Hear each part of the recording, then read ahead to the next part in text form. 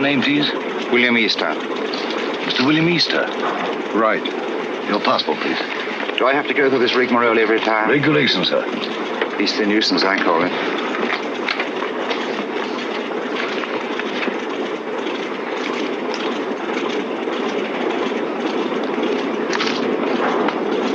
You'll receive your American visa enlistment. Will there be time? Definitely. We seem to have cut our time pretty close, Sir Henry. Have you a word, Sir Henry? Do you wish to make any comments, sir? Sir Henry, what is your destination, New York or Washington? I'm sorry, I have nothing to say. Sir Henry Marchmont, official business. Oh, Sir Henry Marchmont.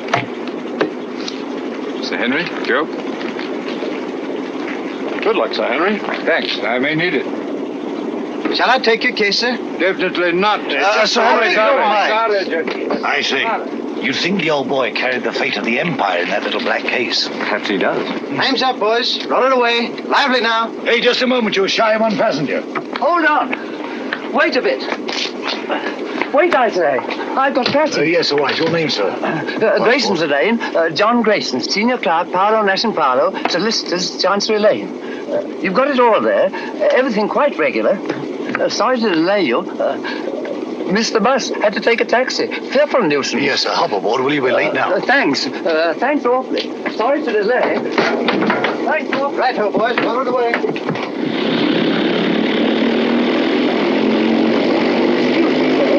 Awfully sorry. Quite all right. No sense of balance. None whatever. Thanks. Clumsy of me. No sense of balance. That's what it is. Effect of the inner ear, I fancy.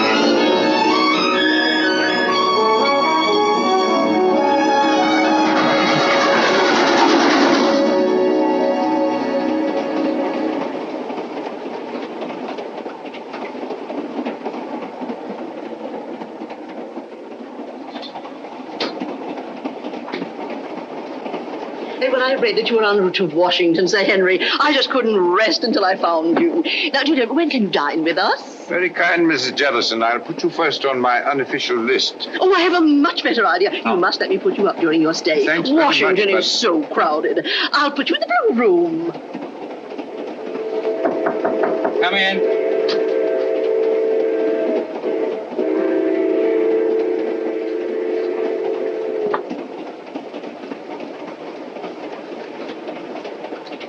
Thank you, sir.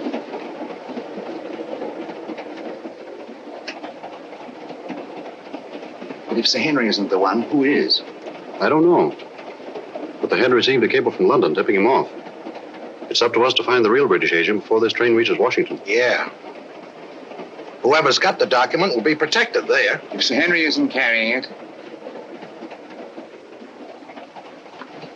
I've got it. Besides Sir Henry and myself, only one man has come all the way from London. A chap called Grayson, John Grayson. Well, then Grayson's our man. Grayson's carrying the document, while Sir Henry's being used as a decoy. It's so old, it's new. When Grayson leaves the club car and goes to get his luggage, that's our cue.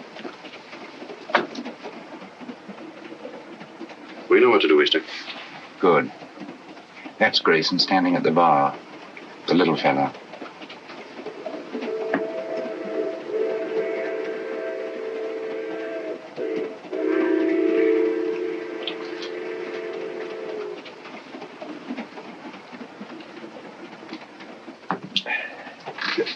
Excuse me, sir. Don't give it a thought, brother.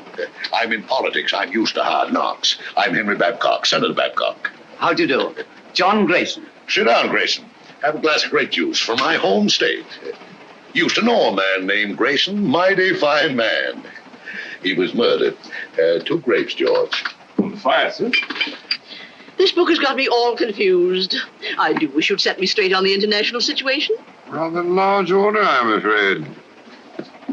Oh, you're so right, Sir Henry. One must take the broader view, I always say.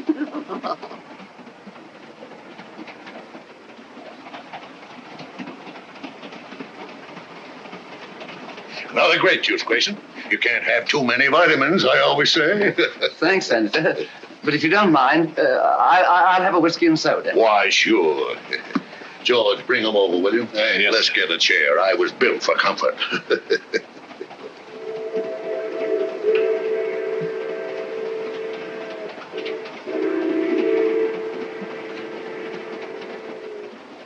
Jolly little beggars, what? Kept some myself as a lad, till Mother got a cat. Shh. Don't say D-A-D. Oh, sorry.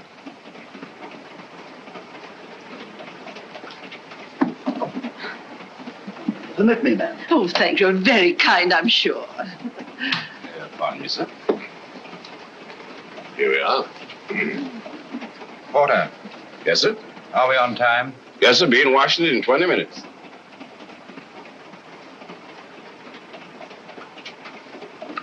By the way, Grayson, what's your line? Line? Yeah, what business you in? What's your racket? Oh, I represent a London legal firm, Parlow, Nash & Parlow. Paolo. I used to know a man named Paolo. No, it was Marlowe. Couldn't have been the same fella. No, I suppose not. I've been making a tour of my state, getting the opinions of the home folks, taking a lot of their ideas back to Washington. I'd like to hear more of your activities, Senator. Give me your address, sir, and I'll have all my speeches mailed to you.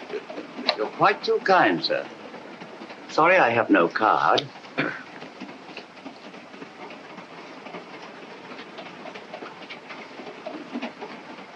Oh, Porter. Yes, miss? Permit me.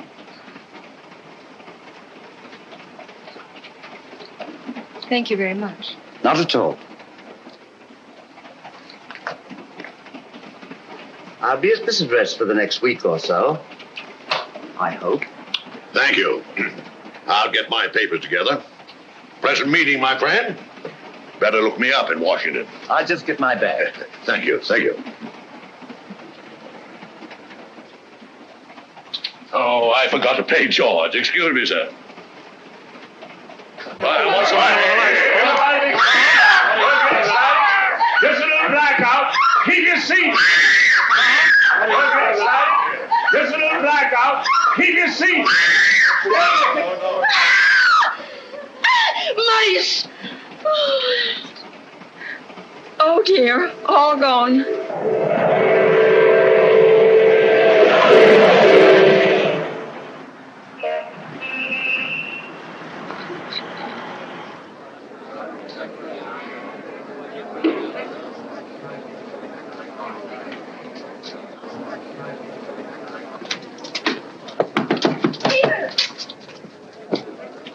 Peter. Nancy, darling. I didn't dream you'd be able to meet me. I got leave. Oh, darling, that's wonderful. Just 3 days. Oh, that's awful. We haven't a second to lose. First thing I did As I was saying, Sir Henry. was get this. Oh, honey. This finger. Well, I haven't had much experience. Look, day after tomorrow, your aunt's giving us a reception. Until then, you and I are going to be a couple of busy people. Oh, I beg your pardon.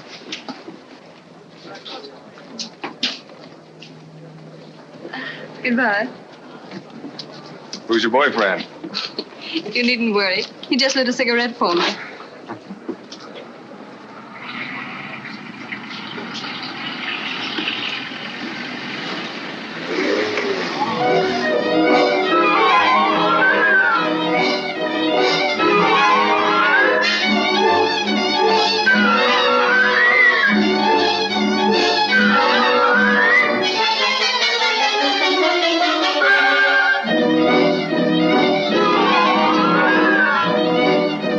the BBC News Bureau, broadcasting from London. At this time, we present our regular morning summary of the news. A British subject has disappeared under curious circumstances. John Grayson, senior clerk in the firm of Parlow, Nash and Parlow, solicitors, Chancery Lane, has not arrived at his firm's representatives in Washington. Foul play is suspected. Deplorable, simply deplorable. It's the sort of thing that shakes your faith, by Jove. I say, Holmes, shakes your faith in everything. You alarm me, Watson. I've never seen you affected by the news, however startling. Startling, my dear fellow, it's devastating. Seen the scores? The Navy got 428 for 6 wickets against the Army at Lord's. May I draw your attention to the fact that really momentous things are happening in the world today? I know all about that. I'll get to them later on. Excuse me. Mind my egg, old bean. Oh, I'm sorry. With your consuming interest in the game, I'm surprised that you've changed your mind about running up to Lord's cricket ground this afternoon. It can't be helped. I had to put it off. How did you know I changed my mind? Elementary, my dear Watson. Invariably, when you go to a cricket match, you fill your flask with my best whiskey. Just now I noted in passing that the flask was empty. The single whiff informed me that it had been recently filled. Obviously, after filling it, you would pour the contents back into the bottle. Therefore, you had changed your mind about a cricket match. You amaze me, Holmes. You positively amaze me. Come in, Mrs. Hudson. Oh, excuse me, Mr. Holmes. There's a gentleman, and he's very insistent. Well, I do declare he followed me right up the stairs. Didn't I ask you to wait? My good woman, you may ask me to wait, but not the British Empire. Mr. Holmes, I must talk to you immediately. How are you, Mr. Arons? That will be all now, thank you, Mrs. Hudson. My good woman, indeed. Arons? I seem to know that name. Don't tell me, my dear Watson, that you don't recognize Mr. Arons at the Home Office. Oh, yes, of course. I knew you the moment you came in. How are you, Arons? How do you do? Did you see what the Navy did to the Army at Lord's yesterday? All right, Watson, Yes, go yes. on with your breakfast. Bad show. 428, 6 wickets. Oh, Mr. Holmes, I'm here on a matter of the utmost secrecy. I assure you, Mr. Arons, that Dr. Watson is the very soul of discretion. Won't you sit down? By the way, Watson, please be so good as to keep tapping on the table with your knife. Tell me on the table now. It will break the wavelengths if by any chance there's a dictograph in the walls. Oh, really?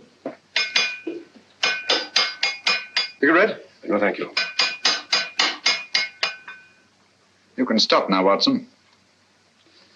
Well, Mr. Arons, I take it you've called on me in connection with the kidnapping of John Grayson in America last night. Oh, yes. Yes, exactly. Grayson was carrying a document of a very confidential nature. Indeed. Its contents are of such great international importance that I am not at liberty to reveal them. But if that document falls into the hands of the enemy, I can only say it will be absolutely disastrous for this government and our allies. For that reason, we did not wish to transport it to Washington in the usual way. So a regular King's messenger, Sir Henry Marchmont, was dispatched. Not carrying the document, of course. That's right. Sir Henry was a sort of... red herring, shall we say? Precisely. Mm-hmm. The document was actually entrusted to a reliable but insignificant man in our Secret Service. On his arrival in Washington, he was to make himself known to Sir Henry and deliver the document. Now, not even Sir Henry knew that this man, Pettibone, who traveled under the name of John Grayson, was the real messenger. Pettibone? Yes. Alfred Pettibone? Yes. Good man. None better. I've worked with him often. I hope you may be able to work with him again. But he's completely disappeared. He's vanished, gone, without leaving a trace. I can see the possibility of serious ramifications in his disappearance. Exactly. So far, we've been able to keep the knowledge of our loss from both the American and British public. Holmes, you must retrieve that document before it can be used against us. Of course, the Washington police have been notified of Grayson's disappearance, but even they don't know that he was carrying the document. Now, that's about all the detail I'm at liberty to give you. Well, if they've got Grayson, that is Pettibone, they must have got the papers. Not necessarily, Watson. It doesn't follow because they've got the man, they've got the document. What form was this document in? It was typed on 2 sheets of legal paper. 2 sheets? That's too bulky to swallow. And dry, Watson. Fearfully dry. Especially legal papers. Well, whatever shape the document was in, I trust Pettibone to get rid of it before anyone could lay hands on him. The document must be found before it falls into the hands of our enemies. I'm here on behalf of His Majesty's government to urge you to find it. That means going to Washington, of course. With all possible speed. A bomber is waiting for you at Croydon. Goodbye, Dr. Watson. Goodbye, sir. Goodbye, Adams. Goodbye, Holmes. Good luck. Thanks very much. We're relying on you. Well, Watson, we're off to Washington at once. America? I say, that's exciting. I've never seen a game of baseball. Let's go and start packing at once. First, I'd like to take a look at the home of Alfred Pettibone. Come on, Watson.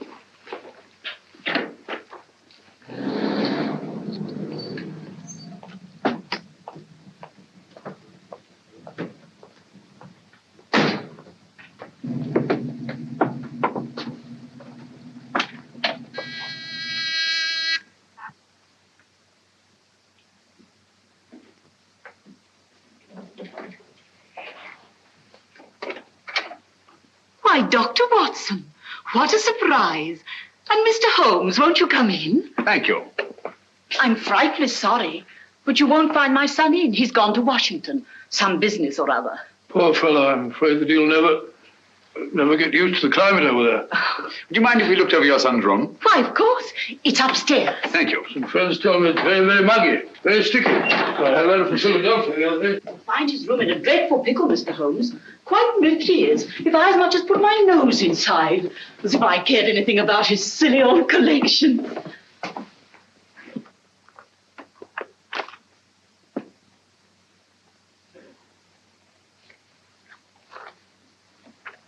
This sort of Pettibone seems a curious sort of fellow. Sort of collector of collections. Postage stamps. Military buttons. Butterfly. Bugs. Snapshots. All sorts of rubbish. Yes, I shall write a monograph someday on the noxious habit of accumulating useless trivia.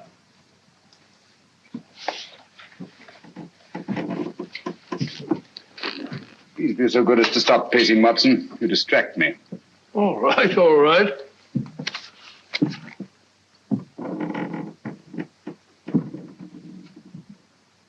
Unless I'm greatly mistaken, our friend Pettibone did not carry 2 pages of legal paper when he left this room. I wouldn't be too sure, Holmes. Ashes are deceptive, you know. On the contrary, my dear Watson, the rag used in our official documents leaves an ash that is unmistakable. Oh, do stop pacing. I'm not pacing. I've moved an inch. I'm sorry, old fellow. My error.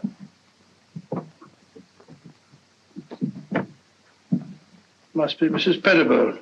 Heavy woman, light on her feet. Doesn't follow. Our friend seems to be quite a camera enthusiast. What's this? Cook F1.5. That's a very fast lens. F3.5. Summer. Copying setup. American match folders. That's right. USA. Now, why would Pettibone want American match folders in his work? And a microscope. Most interesting. Oh, what's this? Watson, this microscope was last used for examining microfilm. I'm beginning to see the pattern. Stop now. Did you know that the letters of our soldiers overseas are being photographed on microfilm so that one carrier pigeon can carry the equivalent of 18,000 letters? Well, we had a carrier pigeon in the last war. Back in 1915, belonging to the Brigade Signal Corps. Did you? Yeah, the poor bird kept flying round and round in circles all day long. Found out later on that it was cross-eyed. Tragic thing. Huh? Perfectly true. Where are you going? Huh? Oh, darkroom, huh?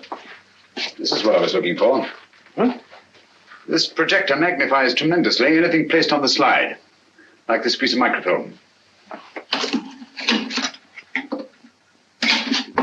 Understand? I can't say I do exactly, no. Wait a minute. I'll show you what he's photographed.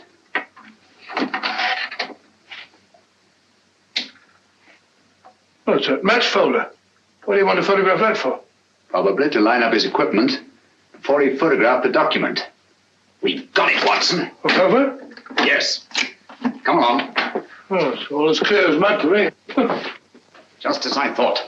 This document has been reduced to microfilm to make its concealment possible. Alfred Pettibone is a most ingenious fellow. A bulky document is obviously difficult to conceal. But 2 pages of a state paper, photographed on microfilm, would be reduced to a size no larger than a halfpenny stamp. Slitting a match folder with this razor blade, Pettibone placed the now minute document inside, stuck it together again, and there he had it. An American match folder, rare in London, but completely inconspicuous in the United States. Do you mean to say we're off to America just to look for a match folder? It's a big country. A big country, Watson. And a small match folder. Come along.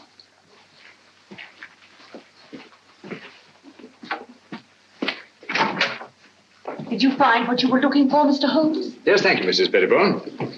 By the by, you haven't been up on the roof in the last 20 minutes, have you? Why, no. What made you think... Well, we distinctly heard footsteps. Nonsense, Watson. It was the house settling. Gracious, yes. Such popping and groaning. We're quite used to it. Thank you. Goodbye, Mr. Holmes. Goodbye, Mrs. Pettibone. Goodbye, Dr. Watson. Goodbye. So sorry you missed Alfred. I'll tell him the minute he gets back. Gets back? Oh, yes, of course. Well, goodbye again, Mrs. Pettibone. Just a minute, Watson.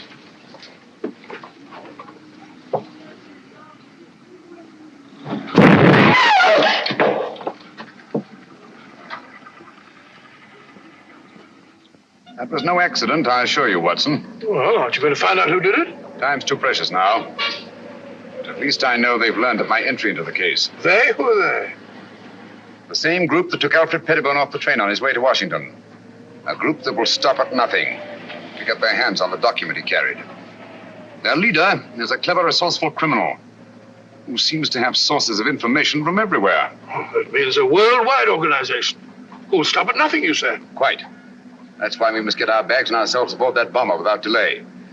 We're opposed by an adversary worthy of our best efforts. At present, he has all the advantages. Even that of being only a merciless, nameless shadow. Think of it, Watson. In a few hours, we'll be flying out over the Atlantic.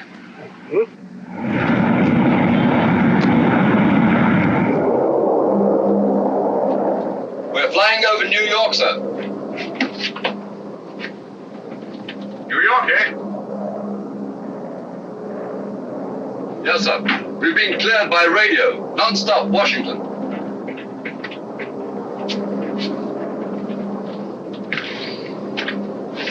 What is that book that so engrosses your attention, Watson? A book on the quaint customs and manners of America. We must be halfway across, and I've only got to page 37. For your information, my dear fellow, we are now flying over New York. Flying over New York? Good gracious me. What do you think?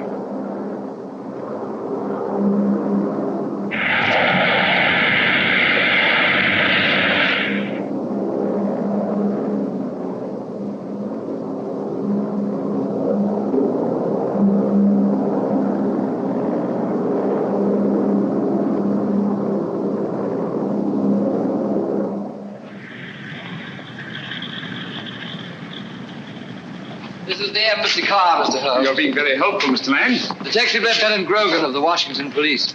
How do you do? Welcome to Washington. Thank you. This is my associate, Dr. Watson. How do you do, sir? How are you? I suppose I should say, how are you, buddy? What's cooking? Oh, come along, Watson. Oh, it says it's in the book. What's cooking?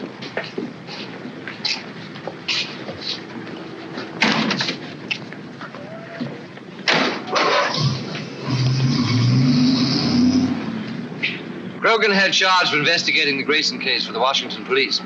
Any new developments, Grogan? None, Mr. Holmes. We're glad to let you have our complete file. And, of course, we'll cooperate in every way. Thank you. I shall appreciate your help. Especially as I'm unfamiliar with your country. Oh, yes, of course. This is your first visit.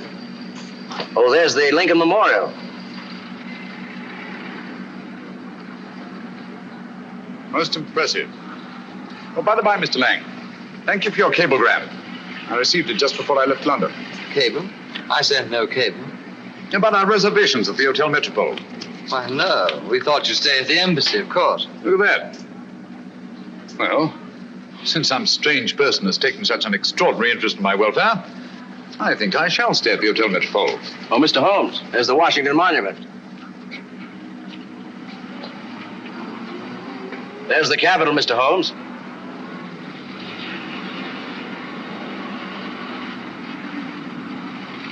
Magnificent.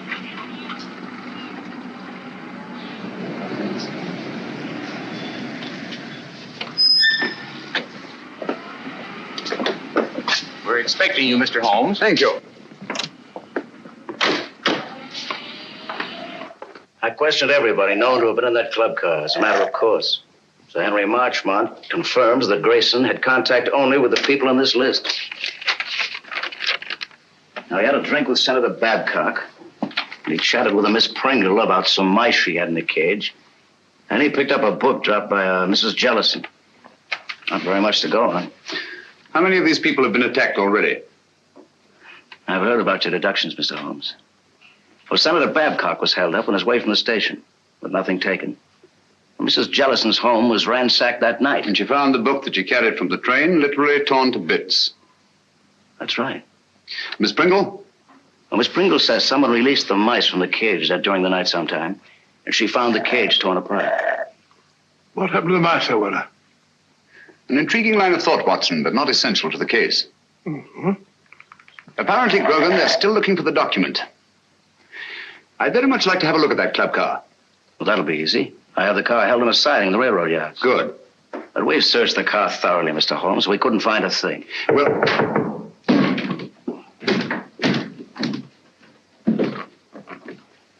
What are you doing? What's this? Mr. Holmes, your trunk. Trunk? I have no trunk. It says right there. To Sherlock Holmes, Hotel Metropole. How was this trunk delivered? An expressman brought it, sir. What's the name of the company? Do you remember the license number? Naturally, I didn't notice that. I just signed for it. All right, thank you. That'll do. Well, this trunk's not locked.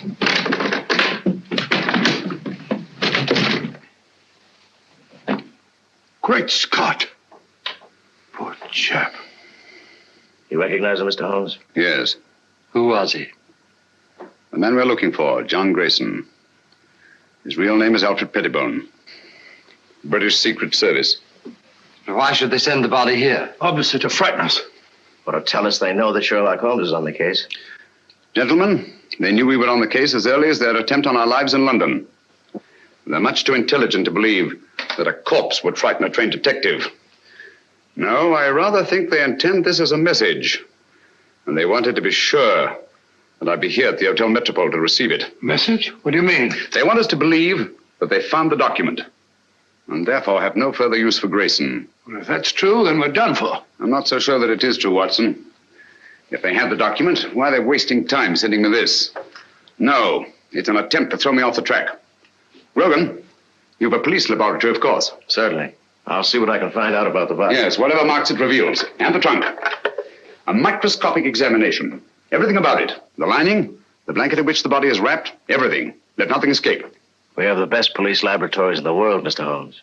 I beg your pardon, Lieutenant Grogan. Oh. You see, I'm so accustomed to working quite alone at my lodgings in Baker Street that I sometimes forget the more modern scientific methods so particularly effective here in America. But if there's anything there, they'll find it, Mr. Holmes. While you're doing that, I'll take a look at the club car. Coming, Watson? Here we are, Mr. Holmes. I have the porter, as you asked, and the railroad company sent Mr. Moore to unlock for us. Delighted. How do you do? Very good. Let's go in. This way, gentlemen. Well, it looks as if the police have made a thorough search. Whoever did it wasn't the police.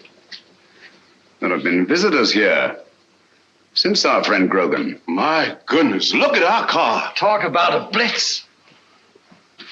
I say, Holmes, if Grayson hid anything in this car, it certainly isn't here now. Not necessarily, Watson. If you'll help me put this place in some kind of order. Yes, sir, boss. This would go about here, I imagine. That's it, boss. Yes. And, wait a minute. Oh, yeah, that's certainly more like it. Yes, sir. Thank you. That'll be all. Watson, will you be Mr. Grayson for the moment? Grayson? Oh, if you want me to, old man. What do you want me to do? You're having a drink at the bar. Oh, drink? Oh, that's not a bad idea. Drink at the bar. Bring me a whiskey and soda, will you, Stuart? Stuart? Sorry, Dr. Watson, but the bar's closed. Well, says the bar's closed. According to Grogan's reconstruction of the scene, let me see. Yes. Grayson pauses at the bar while Senator Babcock moves across and sits down here. Do you mind being Senator Babcock for the moment, Watson? Going up in the world.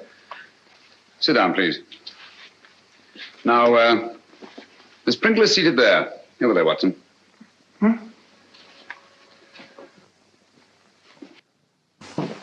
Now, Miss Pringle. That's right, the mouse woman. Oh, the mouse woman. Watson, over here, please.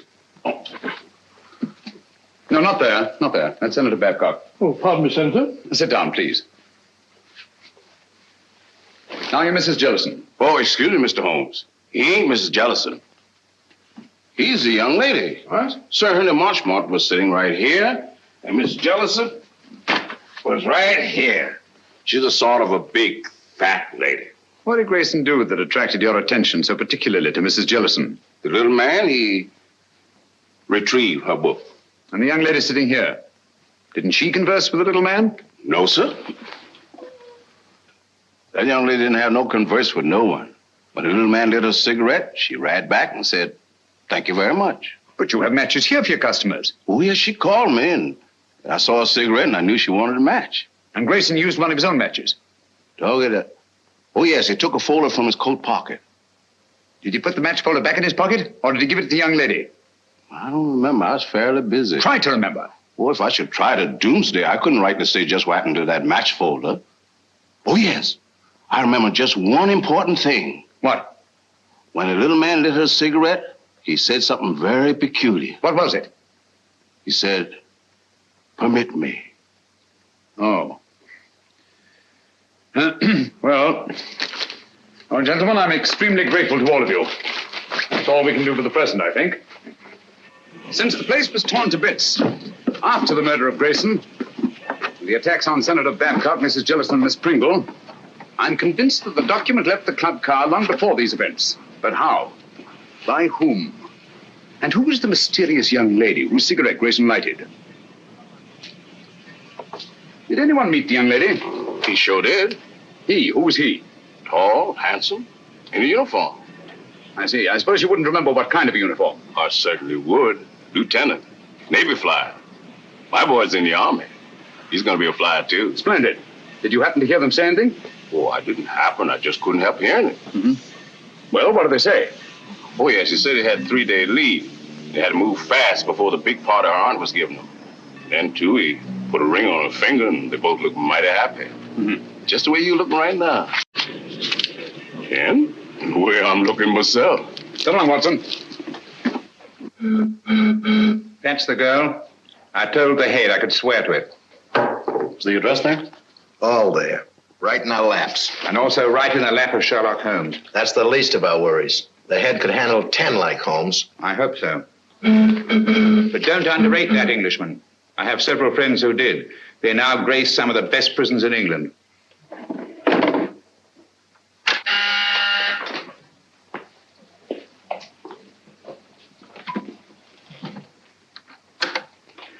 Yes, sir? I talked to the catering company. It's quite all right. They could hardly refuse me. It's the Acton Company. The Acton Catering Company. Yes, sir. I know what to do.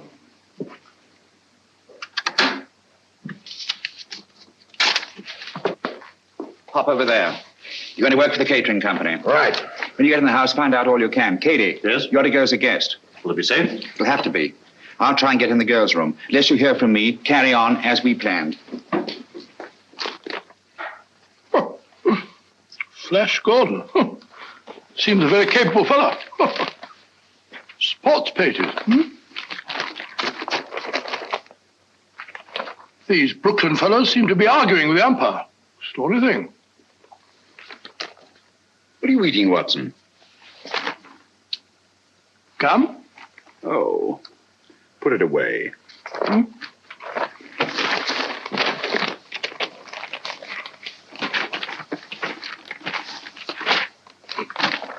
Never seen you take an interest in the society columns before.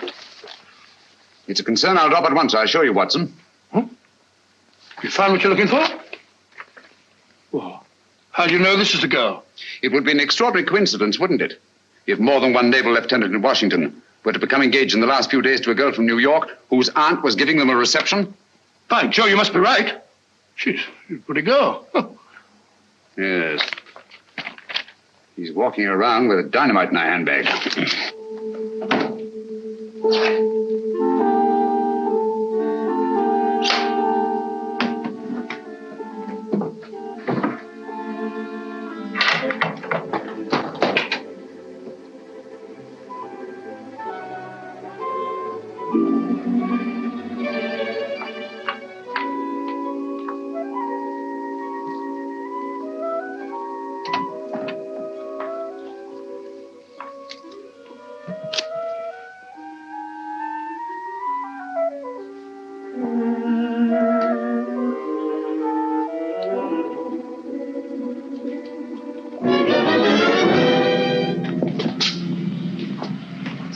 Wardlaw Place.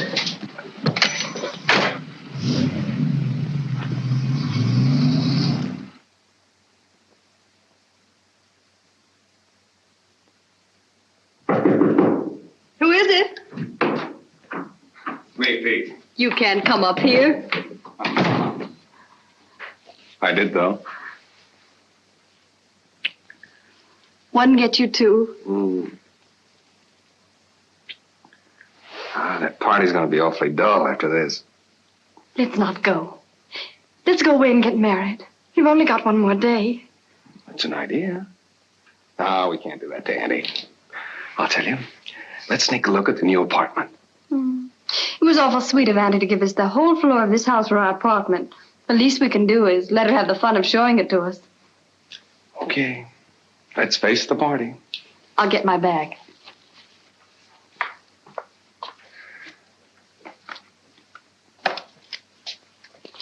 Thank you. Oh, no, you don't. That's the way I got them.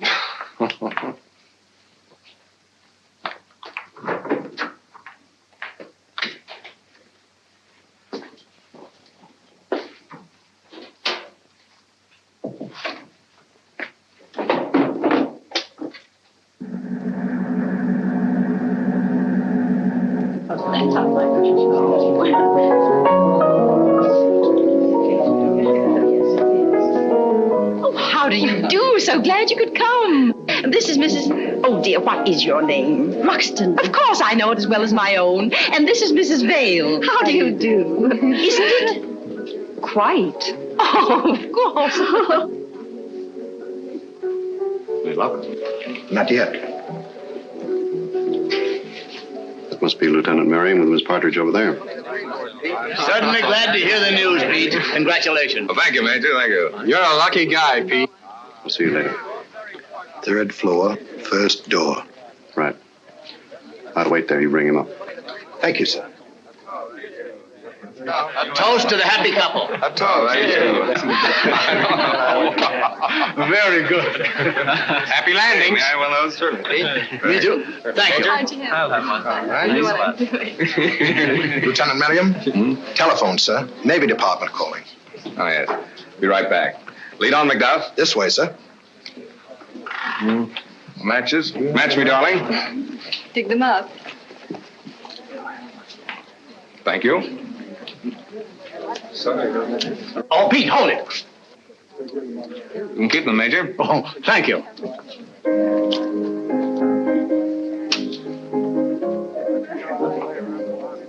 Thank you.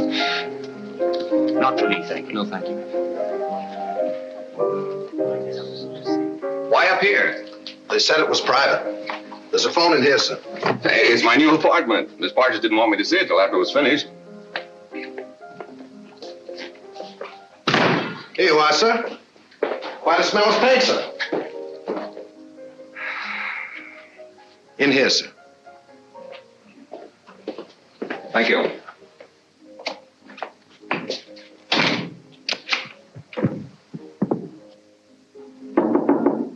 Okay, now. We should get some action, Sir Henry, with Sherlock Holmes in Washington. Yes. I don't mind telling you I'd give anything to get my hands on that document. Yes, I know. Or at least know that it's in safe hands. Thanks. Engaged today and married tomorrow. No, thanks. Have you a match? Miss Partridge? Yes? Lieutenant Merriam asked if you would come to the new apartment. But he's not supposed to see it yet. The new apartment? He must think you're already married. Yes, I don't dare let that man out of my sight. Excuse me, will you please? Surely. Oh, I'm so sorry. May I? Thank you.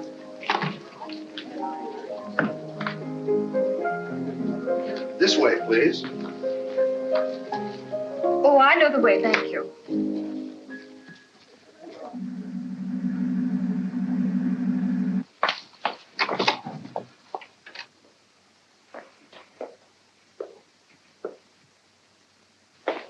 Peter, where are you?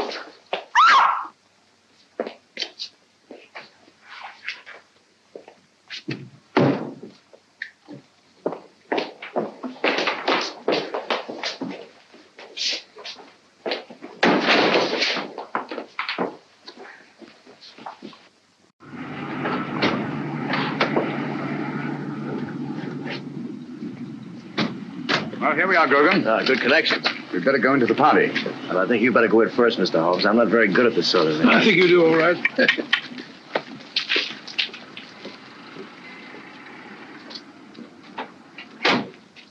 The only possible explanation. Mrs. Partridge, forgive my intruding, but is your niece the kind of girl who would just disappear in this manner of her own free will? Well, ordinarily, of course not. But the girl's in love. In love? Well, of course, if they're in love, that's... Even so, they'd naturally tell you of their destination. Really, I've no idea.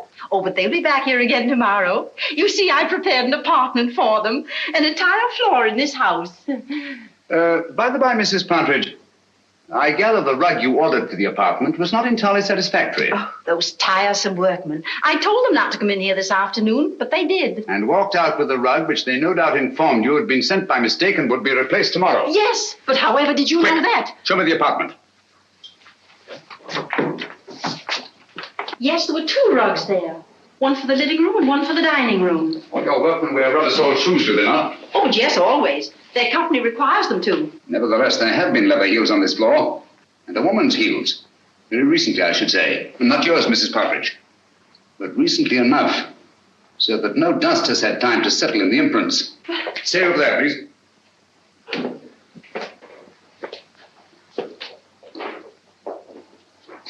There seems to be a struggle over there. A woman's footprints disappear and a man's leather heels come round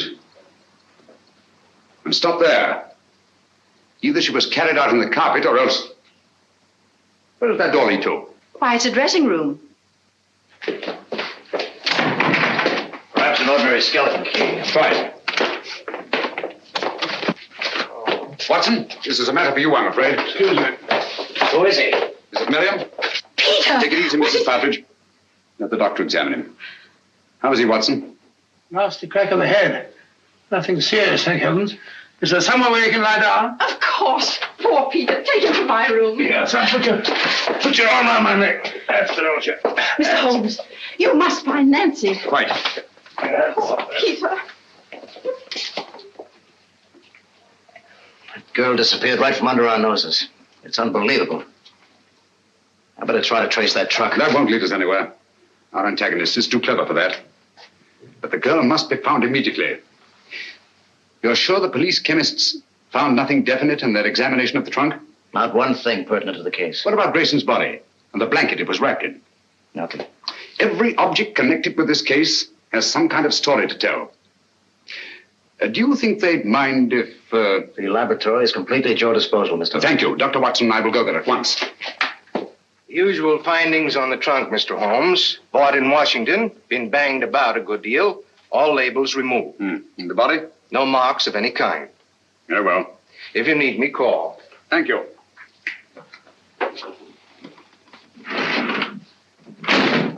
Watson, please. Just tidying up a bit. This blanket is beginning to tell me many things. Really? Don't say so. It only remains to translate them properly. Yes. And just as I thought. This blanket has had a most varied history. It's been on many a sea voyage. The latest not 6 months ago. Since then, it has been used to wrap a multiplicity of objects. Carvings of teak wood. Candle snuffers made of pewter.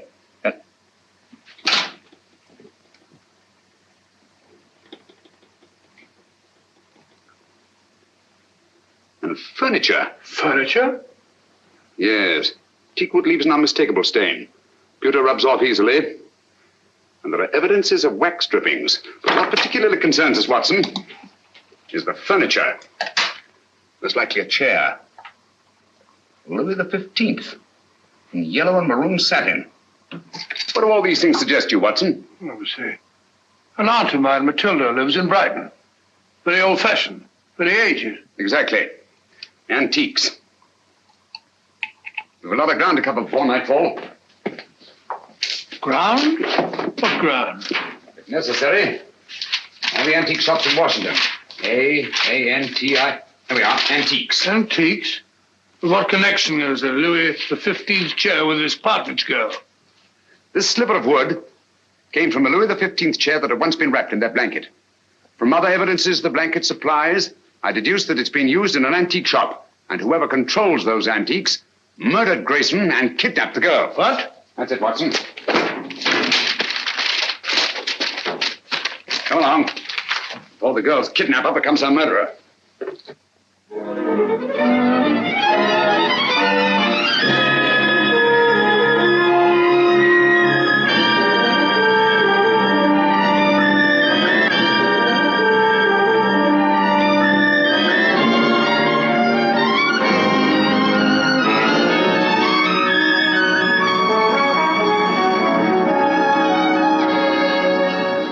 I'm fed up with all this shopping for antiques. You must keep searching, Watson. The girl's in grave danger.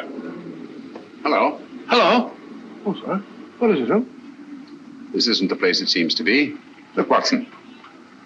Those cabinets. Obviously imitation, and yet they're priced as if they were authentic.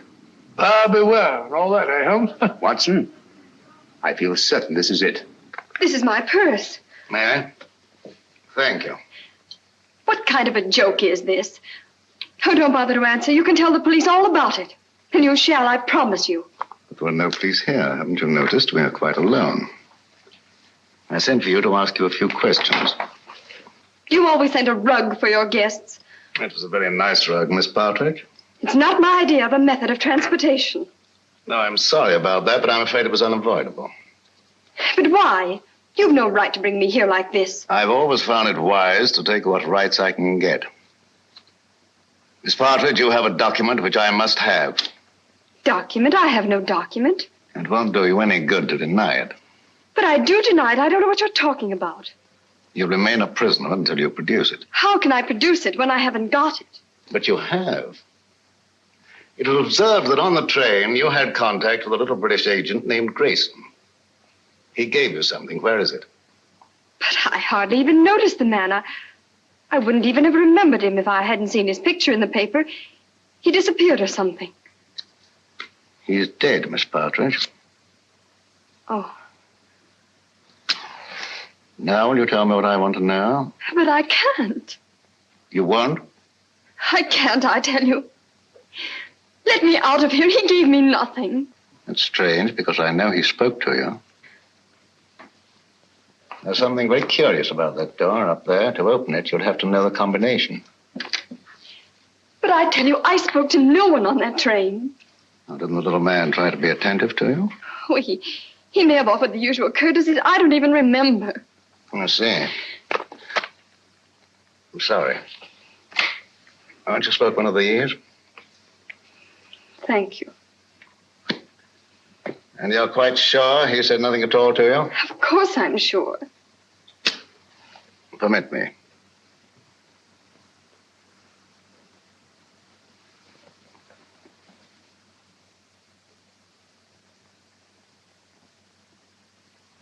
And you're certain that nothing passed between you? I'm certain. Mr. Howe, please. I must ask you to trust me with your bag a little longer. I have an eccentric interest in the linings of purses. It's a foible. You know Mr. Howe, I believe. Mr. Howe is a gentleman of unusual accomplishments. Under his influence, I've known people talk fluently who never talked before. But I don't know anything, I tell you. Nothing. Nothing, I swear it. I don't know anything.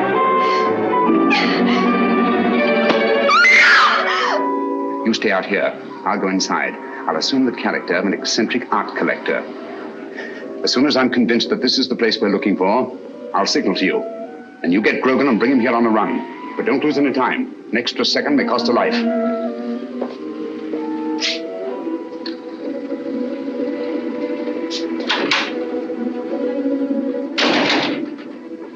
No, madam, I don't know who she is. But notice the modeling. It has good symmetry, good lines. Oh, I'll be right with you, sir. No, thank you. I'll just take a look around.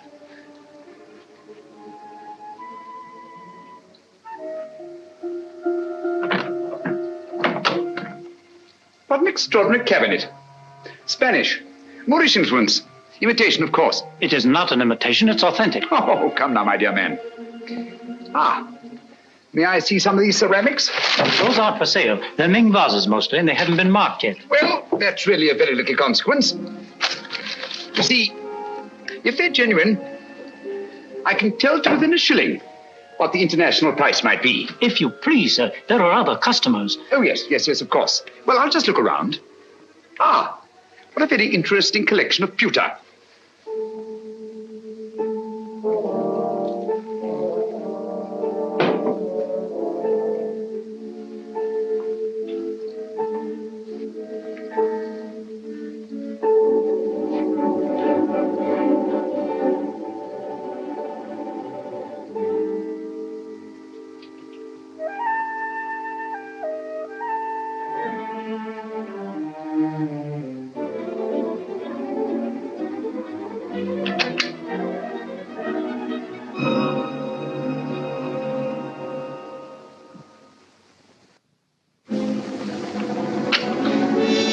That'll be $500. Now, would you just give me the address where you want it sent? Yes, Mrs. J. Wellington, Jr. DuPont Circle.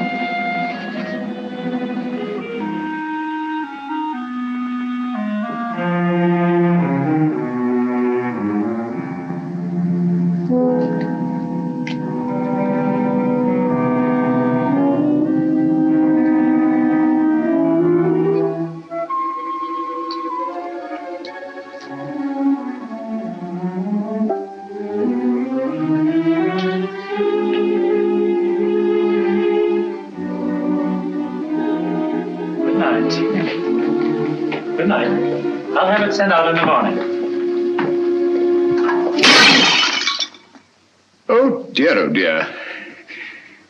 I'm most terribly sorry. You've broken one of our best pieces, sir. Ming Dynasty. Tang Dynasty. Not Ming. Definitely not Ming. It is my business to know, sir. The pottery is Ming and worth $2,300. As we're closing for the evening, I must ask you to settle at once. Oh, nonsense, my good man. Tang pottery is worth $600 at best. Just a moment, please. Yes, of course. Hello? What's going on up there? A customer dropped a valuable piece of pottery. I'll finish with him immediately. How can you say that it's Ming? 2,300 fiddlesticks. You asked $2,300 for something that's worth no more than $600. I demand to see the proprietor. Now, wait There a are minute, bureaus for the protection of innocent customers. Show me to the owner of this establishment, or I'll turn the entire affair over to my legal representative. Ming, indeed. Just a What minute. chicanery, what skullduggery. I mean to put an end to it this very night. Ming for Tang, indeed. And I won't be put off. Call the proprietor immediately. Very well. Just a minute. Yes? This man's mad. An eccentric collector. I can't get rid of him. Insists on seeing you in person. All right, stall him for half a minute, then send him into my office. I'll get rid of him and quickly. Oh, how? No screams till the customer's gone.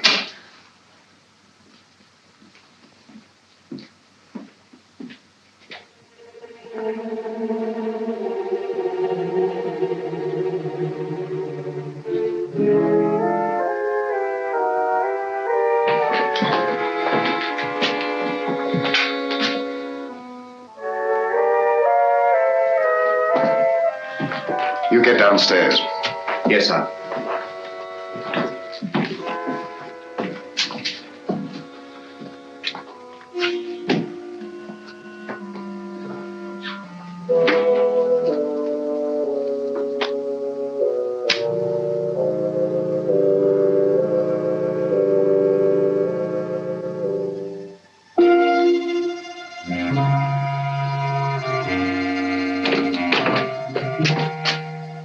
I'm most frightfully sorry about the vase, but really, sir, your clerk is guilty of attempting the most obvious fraud. You see, he tried to convince me that I'd broken a Ming pottery when anyone could see that it belonged to the Tang era. Its value is no more than $600. All right, you pay me the $600. We'll call the matter settled. Oh, thank you very much, sir. Thank you. I'll send you my check in the morning. I see you know the London value of these pieces. It's my business. Exactly. Yes, exactly. You know, I think you're just the man to help me find some furniture I'm anxious to get. I'm most frightfully bored with the usual conglomeration of pieces that we can pick up on the other side. What do you really want, Mr. Sherlock Holmes? Herr Heinrich Henkel, or as you now call yourself, Mr. Richard Stanley. In 1914, secret agent of the German Kaiser. Since then, head of the most insidious international spy ring that ever existed. You're wrong. A case of mistaken identity. I've been a respected member of this community for a great many years. I deal in antiques because of their rarity and beauty. Merely a device to cover up your real business of transporting secret information to the enemies of this country. Very interesting, but just a figment of your imagination. I'm a very busy man, Mr. Sherlock Holmes. Where is Nancy Partridge? You're not looking for that girl. You're looking for a certain document. Oh, dear me, no. The document's perfectly safe. You see, the man who has it doesn't know he has it. That's a very pretty tale, but quite untrue. The only man who had any contact with Grayson on the train was Senator Babcock. The senator doesn't have the document. We took the trouble to find out.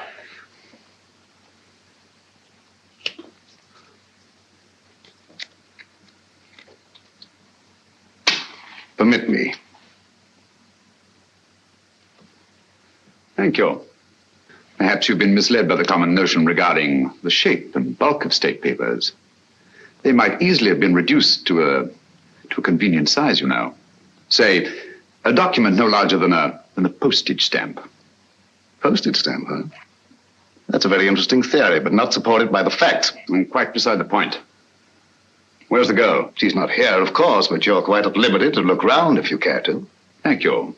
I shall do so.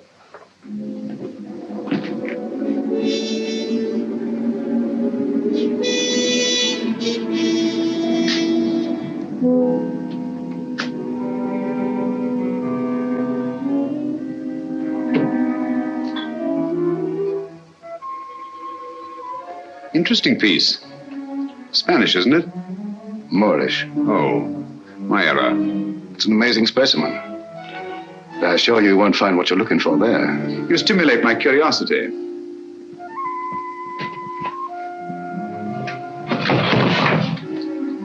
This might be interesting.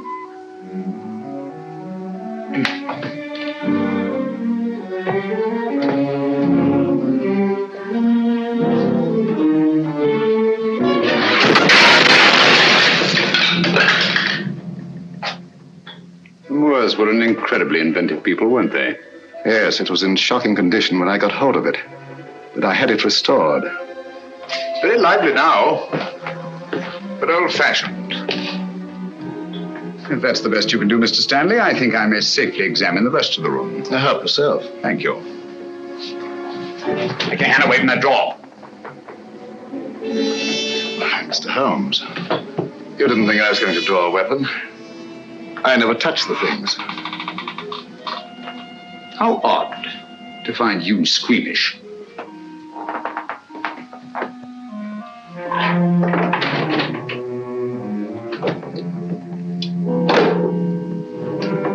That connects only with the shop. You're very quick to say so. And yet a short while ago, I saw two other men in this room. And they didn't go back into the shop, so there must be another exit. And perhaps another room. Yes, Mr. Stanley, what is it? Bring Miss Partridge here at once. Excellent, Holmes. I see your voice hasn't lost its flexibility. My hand hasn't lost its cunning either.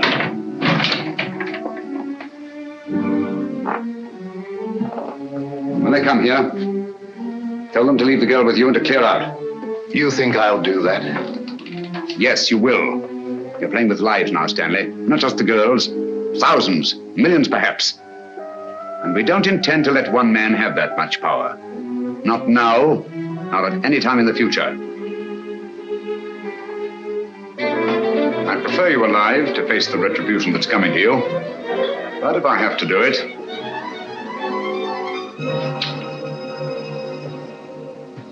All right, Mr. Holmes. I suppose we must all meet our match sooner or later.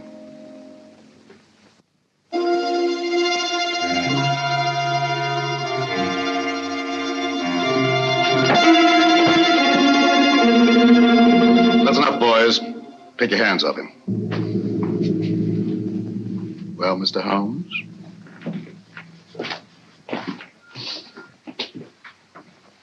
Tell the clerk to go home and see the front door's locked. Well, Mr. Stanley? It's the last trick that counts, eh, Holmes?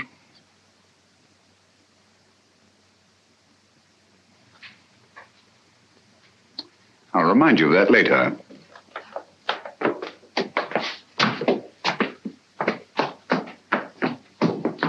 Miss Partridge, allow me to present Mr. Sherlock Holmes, the world-famous detective. He's come to rescue you. I don't believe you. Oddly enough, he's telling the truth. My name is Sherlock Holmes, and I did come here to help you. But I seem rather to have missed it. I'm sorry. I'm afraid you've had a bad time. Oh, that doesn't matter. It's Peter. They say they'll do something to him if I don't tell them. They say they've got him. Cheer up. He's quite safe. A tough customer like Peter isn't disabled very long by a clout on the head. He's all right. All okay, Mr. Stanley. Look here, Stanley. This girl knows nothing. I promise she won't even identify you. Well, unfortunately, she knows enough to hang us. So do you. I'm surprised at you walking into a trap like this, but you see the position I'm in and what has to be done. Katie, how?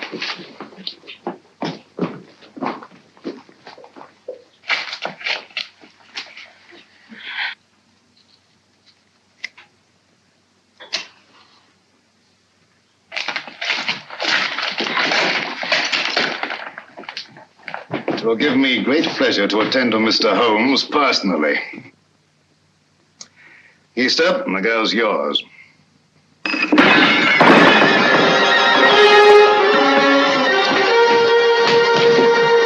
It's the police! Open up, that's the police.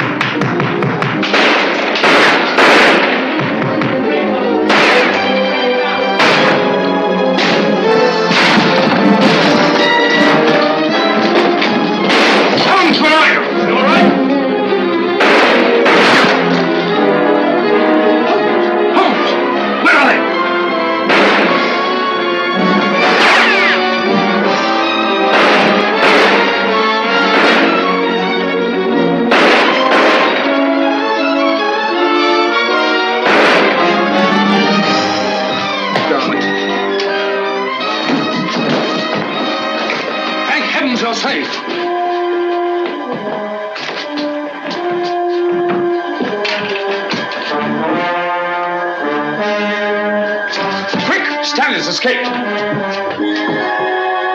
right, boys, bring them along. Come on, Lieutenant. Send it off this building. Double quick.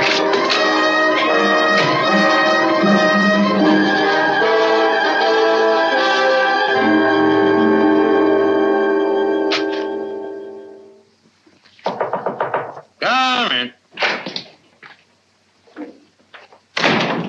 I'm glad you're safe, Senator. Safe? No man is safe. Look at the way my constituents snipe at me.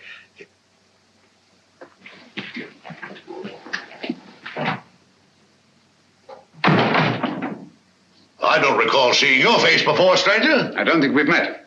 Well, that explains it. My name is Sherlock Holmes. Glad to know you, Holmes. What's on your mind? Senator Babcock.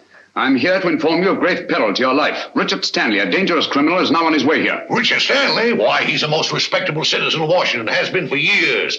What could Stanley possibly want from me? A document. I'm under the stamps of a letter given to you by a chap named Grayson. Grayson? Grayson? Used to know a man. Grayson? Why, that's the fellow disappeared. Say, I got that envelope right here in my wallet. Now, what does Stanley think could be under these stamps? A secret document of grave import. Reduced to microfilm and concealed under these very stamps. Thank you very much, Mr. Holmes. That's just what I wanted to know. I might have missed this microfilm if you hadn't led me to it. I seem to have underestimated your capabilities, Mr. Stanley. Yes, Mr. Holmes. Your famous powers of deduction and observation made you very well in Limehouse or Soho. But here in America, I believe you're out of your depth. If so, the verdict of history will be severe indeed. You nervous, Sherlock Holmes? I must confess to a marked irritation. Do you mind if I smoke?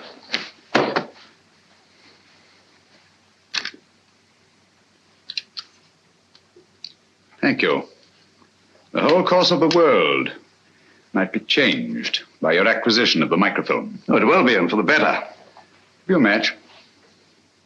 You can keep those. Thank you. And now, if you'll pardon me, Mr. Holmes. Why don't you do something, Holmes, if that thing's so all-fired important? The English senator. Cricket, old boy, always cool in the crisis. The last trick, eh, Holmes? Yes, the last trick. Say, you're a smart fellow, Holmes. Here's the microfilm, Holmes. Thank you, Senator.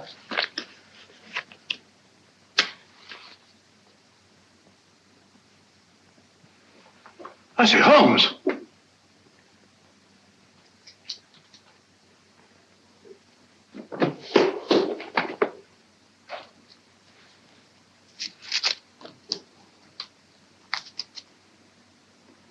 This is the microfilm with the document on it. It'll be in the proper hands within the hour. As I told you, Mr. Stanley, the man who had it didn't know he had it. Well, come on, let's go. Well, it'll be nice to get home to Baker Street, eh, Holmes? Yes. But this is